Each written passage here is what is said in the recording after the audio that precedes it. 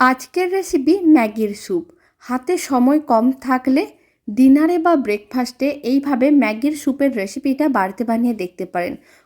খুব কম সময়ের মধ্যে রেডি হয়ে যায় আর খেতেও ভীষণ ভালো হয়। নমস্কার, আমি রুমি। আপনাদের সবাইকে আবারও একটা দারুণ স্বাদের রেসিপিতে স্বাগত।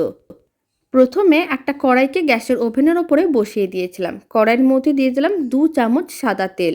তেলটা গরম করে নিতে হবে। যখন তেলটা গরম হয়ে যাবে তখন এখানে 6টার মতন রসুন কোয়া নিয়েছিলাম আর গ্রেটারের সাহায্যে গ্রেট করে নিয়েছিলাম। সেই গ্রেট করা রসুন কোয়াটা দিয়ে দিলাম। তারপরে নাড়াচাড়া করে রসুন কোয়াগুলোকে গ্রেট করা রসুনটা একটু ভেজে নিতে হবে যাতে খুব সুন্দরভাবে সেন্টটা চলে আসে। এখন আমি দিয়ে দিলাম একটা বড় সাইজের কুচনো পেঁয়াজ আর অল্প একটু দিয়ে দিলাম কুচনো গাজর। এবার আমি দিয়ে দিচ্ছি অল্প একটু কুচনো ক্যাপসিকাম। আপনারা আপনাদের পছন্দ মতন যে কোনো সবজি দিতে পারেন। আর আমি দিয়ে দিলাম কিছুটা পরিমাণ কড়াইশুঁটি। এবার সমস্ত কিছু একসঙ্গে খুব ভালো করে মিশিয়ে নিতে হবে। তারপরে এইভাবে 2 থেকে 3 মিনিট রান্না করে নিতে হবে যাতে সবজিগুলো একটু ভাজা ভাজা হয়ে যায়। আর এই সময় অল্প একটু লবণ দিয়ে দিলাম, 4 চামচের 4 ভাগের 1 ভাগ। লবণ খুব বেশি দেওয়ার দরকার নেই। আর লবণ দিয়ে সবজিগুলোকে ভেজে নিলে অনেক তাড়াতাড়ি সবজিগুলো ভাজাও হয়ে যায়। প্রায় 2 মিনিটের মতন সবজিগুলোকে ভেজে নিয়েছিলাম। এবার আমি ম্যাগির যে মশলাগুলো থাকে, মশলার প্যাকেটগুলো, সেখান থেকে একটা মশলার প্যাকেট নিয়েছিলাম। পুরো মশলাটাই দিয়ে দিলাম। খুব ভালো করে সবজিগুলোর সঙ্গে মশলাটা মিশিয়ে নিতে হবে। আর যেহেতু মশলার মধ্যে অনেকটা লবণ দেওয়া থাকে তাই লবণটা একটু কম করেই রান্নার মধ্যে দিতে হবে।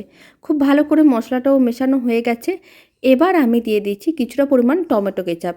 বড় চামচে 2 চামচের মতন আমি দিয়ে দিলাম টমেটো কেচাপ। টমেটো কেচাপটাও খুব ভালো করে একসঙ্গে মিশিয়ে নিতে হবে। টমেটো কেচাপটাও খুব ভালো করে মেশানো হয়ে গেছে। এবার আমি কড়াইয়ের মধ্যে দিয়ে দিচ্ছি 2 বাটি জল।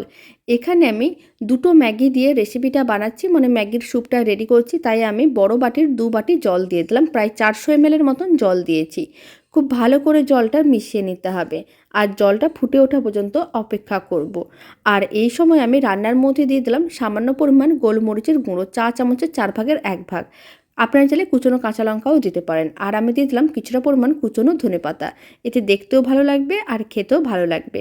এখন গোলমরিচের গুঁড়ো ও কুচনো ধনেপাতাটা একসঙ্গে খুব ভালো করে মিশিয়ে নিতে হবে। আর এইভাবে মিডিয়াম টু হাই ফ্লেমে 1 মিনিটের মতন রান্না করে নিতে হবে। মিডিয়াম টু হাই ফ্লেমে 1 মিনিটের মতন রান্না করে নিয়েছিলাম। আপনারা দেখুন স্যুপটা ফুটে উঠেছে। তখনই 2টো ম্যাগি নিতে হবে আর এইভাবে দিয়ে দিতে হবে। ফ্লেমটা মিডিয়াম টু লোতেই করে দিয়েছি। ম্যাগিগুলো দেওয়ার পরে এইভাবে একটু উল্টে পাল্টে রান্না করে নিতে হবে যাতে খুব ভালো করে ম্যাগিগুলো সেদ্ধ হয়ে যায়। আর যদি ফ্লেমটা হাইতে থাকে তাহলে জলটা অনেক তাড়াতাড়ি শুকনো হয়ে যাবে। তাই লো ফ্লেমে রেখেই এইভাবে ম্যাগিগুলোকে রান্না করে নিতে হবে। ম্যাগিগুলোকে এইভাবে ভেঙে দিয়েছিলাম। এবার 3 থেকে 4 মিনিট রান্না করে নিতে হবে লো ফ্লেমে। 3 থেকে 4 মিনিট লো ফ্লেমে রান্না করে নিয়েছিলাম। ম্যাগিগুলো খুব ভালো করে সেদ্ধ হয়ে গেছে। দারুণ স্বাদের ম্যাগির স্যুপটা একেবারেই রেডি। এবার ফ্লেমটা অফ করে দিতে হবে।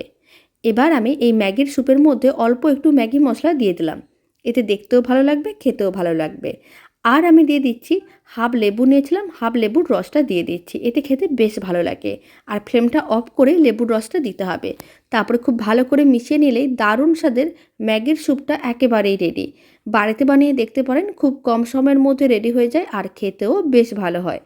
এখন এই ম্যাগির স্যুপটাকে একটা সার্ভিং বোলের মধ্যে সার্ভ করে নিচ্ছি। রেসিপিটা শেষ পর্যন্ত দেখার জন্য অসংখ্য ধন্যবাদ। বাড়িতে বানালে কমেন্ট বক্সে জানাতে একেবারেই ভুলবেন না খেয়ে কেমন লাগলো। আর ভালো লেগে থাকলে আপনারা যদি ফেসবুক থেকে রেসিপিটা দেখছেন, পেজটিকে ফলো করে নেওয়ার অনুরোধ রইল। ইউটিউব থেকে দেখলে চ্যানেলটি সাবস্ক্রাইব করে নেওয়ার অনুরোধ রইল। পাশে থাকা বেল আইকনটি প্রেস করে নেবেন নতুন রেসিপির আপডেট সবার আগে পাওয়ার জন্য। তো চলুন, ভিডিওটা আমি এখানে শেষ করছি।